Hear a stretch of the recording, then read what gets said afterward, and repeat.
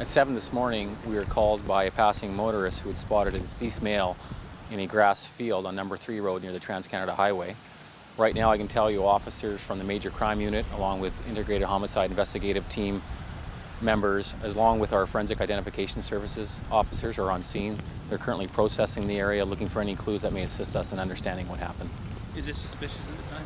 At this point, we are treating it as suspicious. The IHIT team has been called in, and they're assisting our Major Crime Unit in the investigation. We're still in the very early stages of this investigation. However, I can tell you it is a male in his 20s. At this point, we've yet to conclusively identify him. Does this look like a body count? Well, it's unknown at this time whether or not the man died at the location or he was brought there. It is something that our investigators are closely looking at. There is no obvious indication how the man died. We won't know the cause of death until an autopsy has been performed, and we expect that to take place sometime in the next 24 to 48 hours. It's been very busy overnight. At 10:30 last night on Bateman Road in the 364 Hunter block, we responded to reports of shots fired.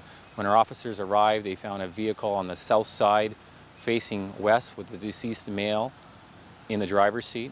It appeared that that male had been shot several times. That investigation is still underway.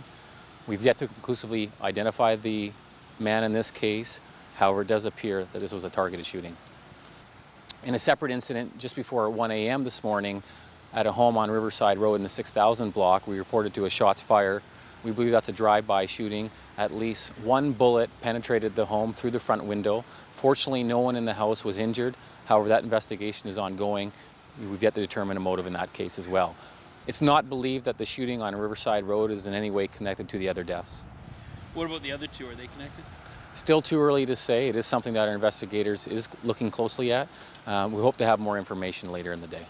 Turned on the radio, as I often do, and happened to hear on the news that there had been a shooting in our neighborhood. And I said, holy smokes.